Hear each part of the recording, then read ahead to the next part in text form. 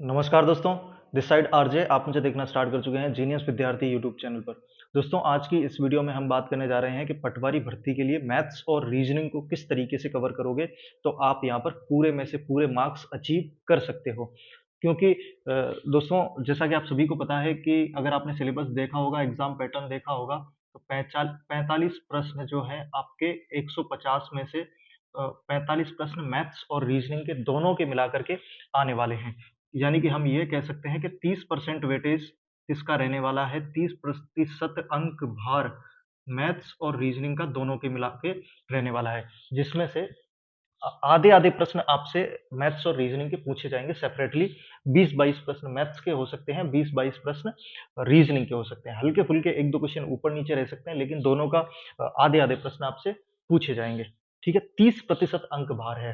हम मैथ्स और रीजनिंग की स्ट्रैटेजी को क्यों लेकर के चल रहे हैं? क्यों आपको इसकी तैयारी करनी चाहिए? ये चीज़ आप इसलिए क्लियरली समझ लीजिए कि मैथ्स हुआ या फिर सब्जेक्ट हुआ, मैथ्स सब्जेक्ट हुआ या फिर रीजनिंग हुआ, ये दोनों ही ऐसे सब्जेक्ट्स हैं कि अगर आप इनकी प्रैक्टिस करते हो, इनको वक़्त देते हो, तो आप यहाँ पर 100% स्कोर कर सकते हो। बाकी जीके हुआ या फिर जीके में आप 100% स्कोर नहीं कर सकते हो।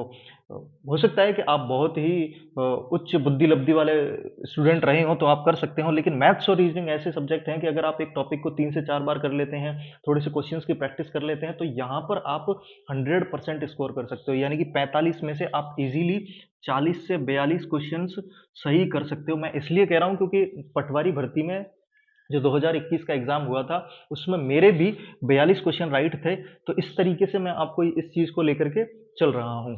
तो आप भी यहाँ पर कर सकते हो। अगर मैं कर सकता हूँ, मैं बिलो एवरेज एक स्टूडेंट रहा हूँ हमेशा से, अगर मैं कर सकता हूँ, तो आप भी कर सकते हो।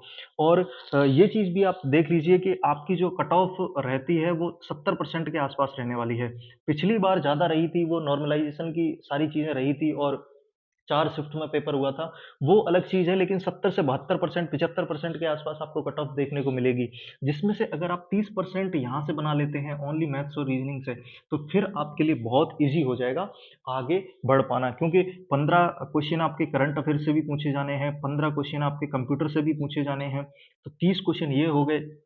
तो कुल मिलाकर के हम ये कह सकते हैं कि अगर आप मैथ्स रीजनिंग वाले पार्ट को अच्छा कर लोगे, इस 30% को अच्छा कर लोगे, तो फिर आपको 70% पहुँचने में दिक्कत नहीं होने वाली है। लेकिन अगर आप इस दोनों सब्जेक्ट्स को छोड़ते हुए चलोगे, ये सोच करके चलोगे कि यार मैं इस दोनों सब्जेक्ट्स में पहले से ही वीक रहा हूँ, मैथ्स मेरे को आती नहीं है तो मैं छोड़ जाऊँगा, तो फिर यार फिर ना जीके में आपको बहुत दम लगानी पड़ेगी, फिर आपको इंग्लिश भी पढ़नी पड़ेगी।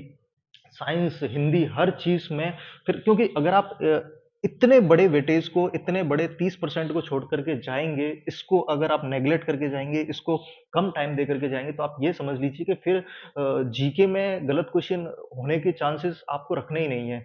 आप वहाँ पर कर ही नहीं सकते हैं, क्योंकि अगर आपने ये भी छोड़ कर के गए, जीके को भी आप गलत करके आ रहे हैं, तो फिर कहीं न कहीं आप सिलेक्शन से बहुत दूर हो जाएँगे। तो कुल मिलाकर के हम क्या देखना चाह रहे हैं कि इन दोनों सब्जेक्ट्स को किस तरीके से कवर करें।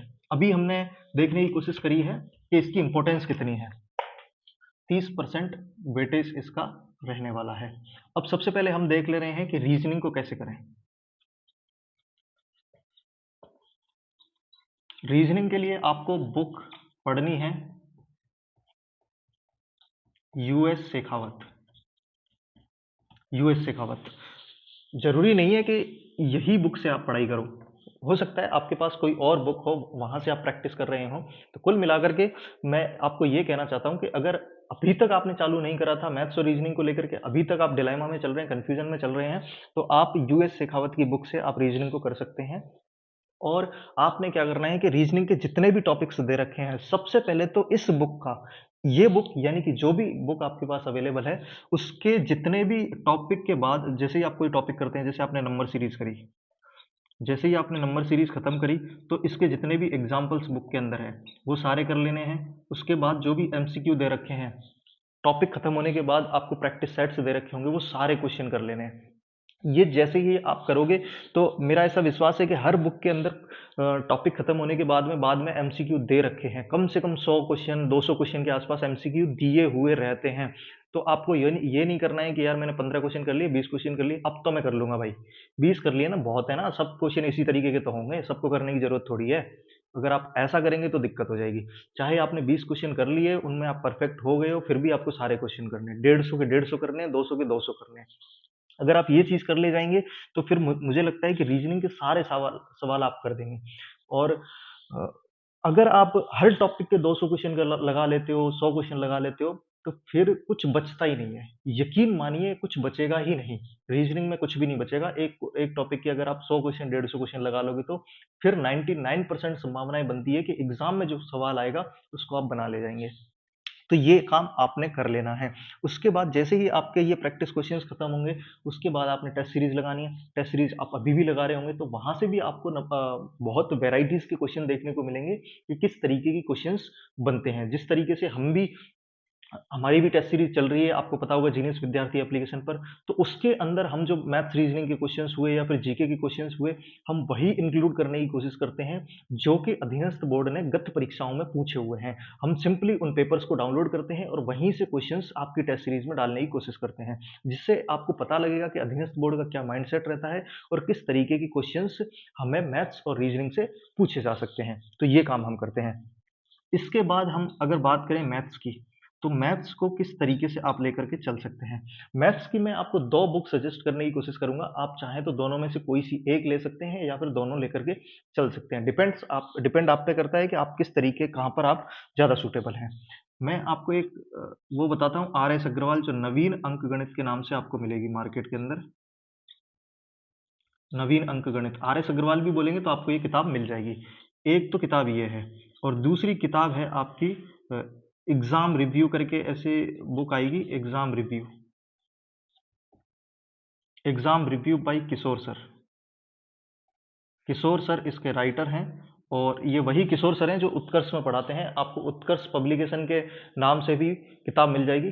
5 मिनट रुको, चल रहे हैं अभी ना, बैठो। तो उत्कर्ष पब्लिकेशन के नाम से भी वो किताब मिल जाएगी। राइटर हैं इसके किशोर सर। ऑल एग्जाम रिव्यू, दोनों किताबों के बारे में मैं आपको बता देता हूं। एग्जाम रिव्यू में आपको राजस्थान के अंदर जितनी भी भर्तियां हुई हैं उसके मैथ्स के क्वेश्चन मिलेंगे। तो जितने भी राजस्थान के अंदर जो भी भर्तियां हुई हैं उसमें मैथ्स के हर टॉपिक से जो सवाल पूछे गए हैं वो आपको इसके अंदर मिलेंगे। और नवीन अंकगणित में क्या होगा कि आपको एसएससी के भी क्वेश्चंस मिल जाएंगे, रेलवे के भी मिल जाएंगे, बैंकिंग के भी मिल जाएंगे। तो आपको डिसाइड करना है कि आपको बहुत ज्यादा एग्जॉस्टिव प्रैक्टिस करनी है तो आप नवीन अंकगणित ले सकते हैं। और आप सटीक exam to exam, point to point practice करना चाहते हैं तो आप ऑल एग्जाम रिव्यू करके ये किताब ले सकते हैं, क्योंकि इसमें आपको बाहर के जो पेपर हुए हैं, सेंटर के पेपर हुए हैं, उसके क्वेश्चंस आपको नहीं मिलेंगे। आपको वही मिलेंगे जो राजस्थान की जो भर्तियां हुई है उसमें जो क्वेश्चंस पूछे गए हैं वो आपको देखने को मिलेंगे। तो यहाँ से कोई भी आप एक किताब लेकर के चल सकते हैं। इसके बाद आपने क्या करना है कि ओनली किताब से काम चल जाएगा, किताब देख करके क्वेश्चन सॉल्व नहीं होता है। इस तरीके के सवाल आपके अंदर आ रहे होंगे कि भाई ओनली किताब देखने से, क्वेश्चन देखने से हमें सॉल्यूशन नहीं होता है, हम आंसर तक नहीं पहुंच रहे हैं। तो सबसे पहले आप डायरेक्ट क्वेश्चन देख करके तो आप सॉल्यूशन तक नहीं पहुंच पाओगे। आपने क्या करना है कि पहले आपको थ्योरी पढ़नी पड़ेगी। थ्योरी बुक से नहीं समझ आएगी, हो सकता है कि नहीं समझ आए क्योंकि आप बिगिनर हैं, आप ये वीडियो इसलिए देख रहे हैं क्योंकि आपको मैथ्स नहीं आती है। तो आपने क्या करना है कि आपको कुछ नहीं करना, कोई कोर्स वगैरह लेने की ज़रूरत नहीं है अलग से, क्योंकि यूट्यूब पर मैथ्स के बहुत सारे टीचर्स हैं जो बहुत अच्छी तरीके से मैथ्स को पढ़ा रहे हैं। तो आप वहाँ से जाकर के, जैसे आपको परसेंटेज पढ़ना है तो आप सिंपली डालेंगे प्रतिशत परसेंटेज यूट्यूब पर, तो बहुत अच्छी क्लासेस आपको मिल जाएगी। आपको थ्योरी की क्लास अटेंड करनी है। थ्योरी की क्लास अगर आप 2 से 3 घंटे की, जैसे हम परसेंटेज का ही एग्जाम्पल ले लेते हैं, अगर आप 2 से 3 घंटे की या फिर 4 घंटे की कोई क्लास अटेम्प्ट करेंगे तो उस क्लास के अंदर आपको सारे के सारे जो भी कंसेप्ट परसेंटेज से बनते हैं या प्रॉफिट लॉस से बनते हैं, जो भी टॉपिक आप पढ़ना चाहते हैं, तो 3 से 4 घंटे की उस क्लास के अंदर, थ्योरी क्लास के अंदर सारे कंसेप्ट, रूल्स, फॉर्मूलाज कवर हो जाते हैं। तो अगर आप वहां से ये चीज कर लेते हैं, आप अपनी नोटबुक लेकर के बैठेंगे और आप उसके अंदर जो भी आपकी ट्रिक्स हैं, जो भी आपके फॉर्मूलाज हैं, उनको आप लगा लेंगे, तो कहीं ना कहीं फिर जब आप इन बुक्स के जाकर के क्वेश्चंस को सॉल्व करेंगे, एमसीक्यू लगाएंगे, तो फिर वो सवाल बनना स्टार्ट हो जाएंगे। कई बारी स्टूडेंट्स क्या करते हैं कि कोई एमसीक्यू क्लास लगा करके बैठ जाते हैं मैथ्स के लिए। जैसे आपने सर्च किया परसेंटेज, सर ने पहले 2 घंटे थ्योरी पढ़ाई, उसके बाद में सर ने 50 क्वेश्चंस भी कराए हैं। आप भी सर के साथ अपनी नोटबुक लेकर के बैठे हुए हैं, सर ने पूरे 50 क्वेश्चंस सॉल्व करा दिए हैं। फिर अगर आपको ये लग रहा है कि मैंने 50 क्वेश्चन की प्रैक्टिस कर ली है, तो आप बिल्कुल गलत ट्रैक पर हैं, क्योंकि प्रैक्टिस आपने नहीं करी है, प्रैक्टिस सर ने करी है। तो सर की तो अच्छी प्रैक्टिस हो चुकी है 50 क्वेश्चंस की, लेकिन आपकी 1 क्वेश्चन की भी प्रैक्टिस नहीं हुई है। लेकिन फिर भी अगर आपको ऐसा लगता है कि मैंने सर के साथ बैठ कर के 50 क्वेश्चन सॉल्व कर लिए हैं, तो ये बिल्कुल गलत है। आपको क्वेश्चंस वीडियो बंद करके अपनी इन किताबों से ही क्वेश्चन सॉल्व करने हैं, और फिर आप 50 क्या कितने भी करेंगे, तो वो आपके लिए बहुत ज़्यादा बेनिफिशियल रहेंगे। ये चीज़ आप दिमाग से निकाल दीजिएगा कि सर के साथ बैठ करके सर ने सॉल्व कराए हैं, मैंने भी पेन चलाया है थोड़ा बहुत, तो उससे काम चल जाएगा। उससे काम नहीं चलेगा, क्योंकि प्रैक्टिस आपको करनी पड़ेगी, दिमाग आपको लगाना पड़ेगा। अगर आप वीडियो में ही बैठ करके सर को देखते रहेंगे, तो फिर वो सर की प्रैक्टिस हो रही होगी, आपकी नहीं हो रही होगी। ठीक है? हर टॉपिक के आपको कम से कम 100 क्वेश्चन लगाने हैं। अगर आप 100 एमसीक्यू लगा देते हैं, किसके? मैथ्स के। 100 क्वेश्चंस को आप मैथ्स के को लगा देते हैं, तो मुझे लगता है कि फिर उस टॉपिक से कोई भी सवाल जो आपसे एग्जाम में पूछा जाएगा, आप उसको बना ले जाएंगे। क्योंकि 100 क्वेश्चंस अगर आप किसी एक टॉपिक के करते हैं, तो मुझे लगता है कि फिर कोई कंसेप्ट बचता नहीं है, जिससे आप अछूते रह जाएं। तो अगर आप 100 क्वेश्चन एक टॉपिक से करते हैं, तो मैं फिर से दोहरा रहा हूं कि अगर जैसे ही आप क्वेश्चंस को करने बैठेंगे, 20 क्वेश्चन करेंगे, 25 क्वेश्चन करेंगे, हर क्वेश्चन आपसे बनने लगेगा, फिर ये सोच करके उस टॉपिक को छोड़ना नहीं है कि यार अब तो मेरे से सारे क्वेश्चन होने लग गए, अब मैं बना लूंगा, अब मैंने एग्जाम में कर देना है, अब तो मैं टेस्ट सीरीज में कर लूंगा, 20 हो गए ना बहुत है, 25 हो गए बहुत है। तो भाई ऐसा तो करना मत, है ना?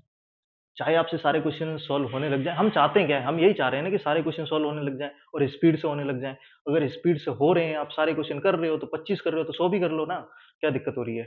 थोड़ा सा टाइम लगेगा, 2 घंटे लगेंगे, 4 घंटे लगेंगे, लेकिन ये ऐसा वेटेज है, इतना अच्छा सब्जेक्ट है कि अगर आप इसको घर पे टाइम देंगे, तो ये एग्जाम में आपको टाइम देगा, है ना? ये लॉयल सब्जेक्ट्स हैं, मैथ्स और रीजनिंग। एग्जाम में धोखाधड़ी नहीं करने वाले हैं।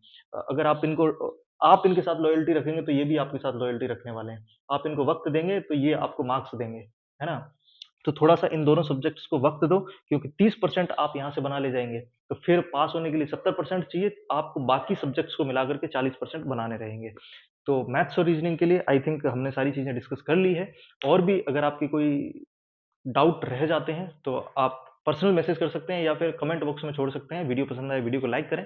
चैनल पर नए मेहमान हो, चैनल को सब्सक्राइब ज़रूर करके बेल आइकन को ऑन कर दीजिएगा, क्योंकि हम हर सब्जेक्ट से रिलेटेड स्ट्रेटेजी इस चैनल पर वीडियो के माध्यम से डिस्कस करने वाले हैं। अगर आप पटवारी की तैयारी कर रहे हैं, बहुत सीरियस कैंडिडेट हैं, तो आपको टेस्ट सीरीज ज्वाइन करना बिल्कुल नहीं भूलना चाहिए। जीनियस विद्यार्थी एप्लीकेशन का लिंक हमने डिस्क्रिप्शन में दे रखा है, वहां से जाकर के आप फ्री टेस्ट अटेम्प्ट करके क्वालिटी चेक कर सकते हैं। मैं मिलूंगा आपसे अगली वीडियो में। Thank you so much.